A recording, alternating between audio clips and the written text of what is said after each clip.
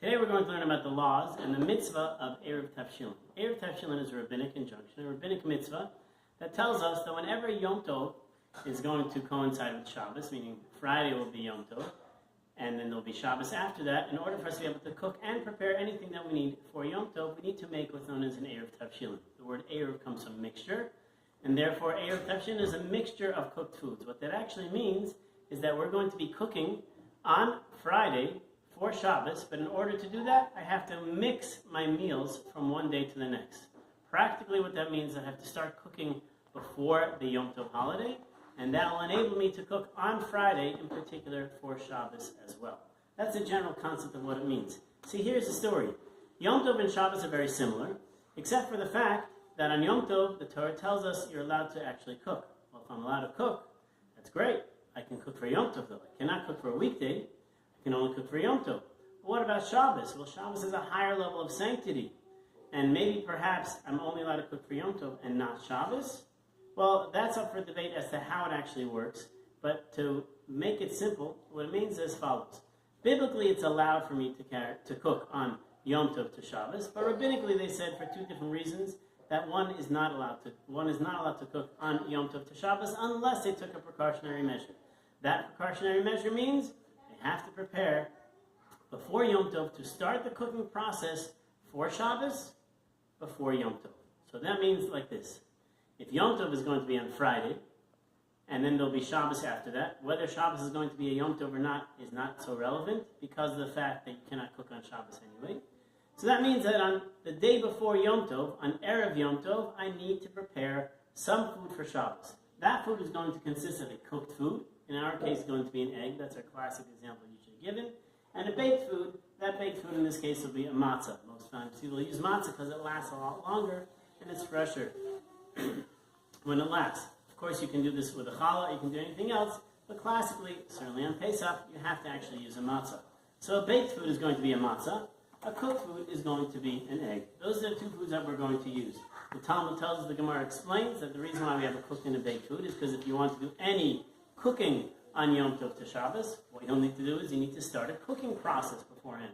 If you want to do any baking from Yom Tov to Shabbos, you'll have to start a baking process beforehand. So that means that whenever the day before Yom Tov is, that's when I have to prepare this food. What does that mean practically? Well, you can have Yom Tov that's on a Thursday and a Friday, followed by Shabbos, or you can have Yom Tov that's a Friday into Shabbos. In order to do that, the day before, which we call Erev Yom Tov, you're going to prepare these two foods. What you'll do is you'll take your food. Again, it has to be a cooked food. Cooked means something that's cooked in liquid. Classically, it's used as a hard-boiled egg because you don't have to put it in the fridge. You can leave it out for another day or two. But any cooked food that you're going to use for a Shabbos meal is going to be something that you'll cook. So it could be, again, you're using a cooked boiled food such as an egg, but it could also be just the same meatballs. It could be a meat that you cooked in liquid would also be fine to be able to use. Technically, in some cases, you might even be able to use an actual liquid itself. A cooked liquid might even be viable to use. But you'll take your cooked food. If you only have one, the best thing to do is use a cooked food and not necessarily a baked food. But the cooked food is going to be something that's necessary. Both of these foods are going to be saved for Shabbos. And if they would be lost or eaten before Shabbos, the Eruv Tavshilin is invalid.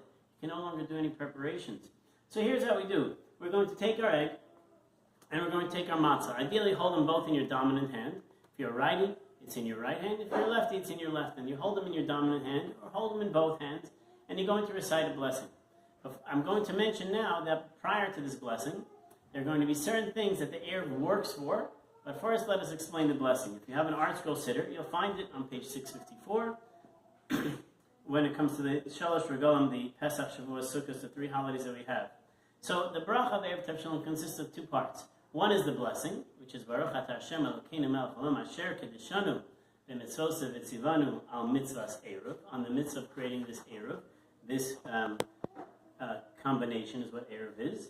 And then you have to make a statement. The declarative statement in the siddur is usually quoted in Aramaic, but you must understand what you're doing. If you don't understand it, then you should say it in the English or any other language that you do understand. The English language, English explanation explains as follows. Through this Eruv, may we be permitted to bake, cook, insulate, kindle flame, prepare, and do anything necessary on the festival for the sake of the Shabbos. And there's an Aramaic term, we'll just read it. Bahadin Eruva Yehi Sharei Shari lana lafuyu levashule ula'atmune ula'adluke shraga ulasakana ulamevad kol sarkana miyom tov l'shabbos. That's what you would say. But again, if you don't know what the Aramaic means, you have to say it in English. As long as you understand, that's fine, because the intent is key, important, is very key and important over here. Who has to make an Eruv? Basically, every family needs to make an Eruv. If you're going to do any preparations from Yom Tov to Shabbos, you need to make an Eruv Tavshilin. So what does it mean? Imagine you have a scenario where Yom Tov is going to be on Friday, and following that is Shabbos. Well, here are some of the things you need to make an Eruv for.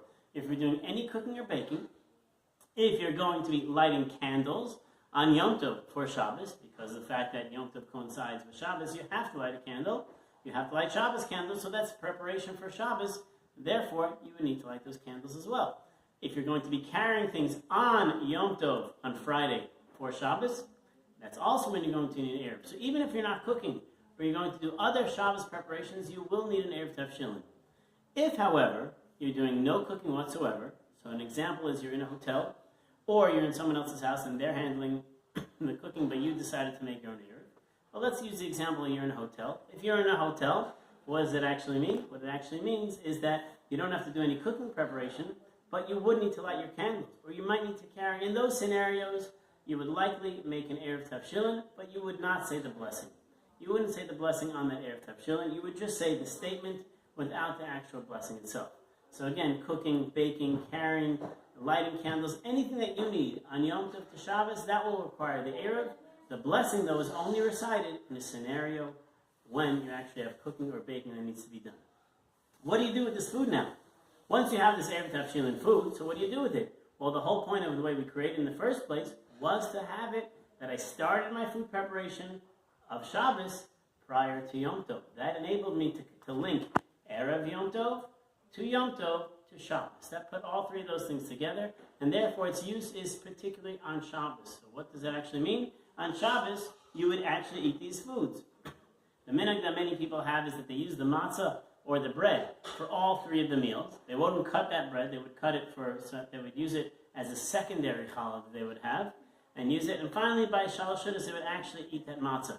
The egg they oftentimes would save for the next day, but certainly at least the matzah they would go through all three meals. If, however, you have a tradition of cutting both of your challahs or both of your matzahs at every meal, well, in that scenario, the best meal to use it at would be at the Friday night meal. The first opportunity you have is the best time that you have to actually use that matzah. So that is a scenario as to when you're supposed to eat at least the matzah and the egg as well. By doing that, you fulfill the mitzvah of Eruv. You're prepared ahead of time on Yom Tov, and ahead of time before Yom Tov, and you're actually eating the food on Shabbos. Again, as a reminder, everyone needs to do it. If it's forgotten, then you have other questions that are associated with it, but every family needs to make one. Once it's made, then you eat it on Shabbos itself. Depending on different traditions, you'll eat it, what meals you'll eat it, but you'll eat it on Shabbos nonetheless, and you'll make a blessing in a scenario when you know you have to cook and you know you have to bake. Oftentimes what people do is they try to ensure themselves, in order to fulfill this mitzvah of Eruv, that they make sure to leave food over so that they can actually cook on Friday for Yom Tov, for Shabbos itself. One last thing that I almost forgot, and that is the only thing that this allows you to do is to cook on Friday. If you were to have a 3-day holiday, such as Thursday, Friday, Shabbos, and on Thursday, and you've already made your Eruv Tavshilin on Wednesday, in that scenario, what you would do is you can only cook on Friday. You can never cook on Thursday for Shabbos. On Thursday, you can cook for Thursday. On Friday, you can cook for Friday and for Shabbos. The only thing the Eruv Tavshilin allows you to do is make preparations for Shabbos on Friday itself. So again, we say a blessing, we say a statement, we make sure that we have an egg. This is hard-boiled. Last, obviously, it's edible. If it was raw, it wouldn't work. And you have a baked food, and this way you're preparing it before Yom Tov, and now you're able to cook on Yom Tov and do any other preparations that you want on Friday for the sake of Shabbos itself. That is Eruv Tavshilin.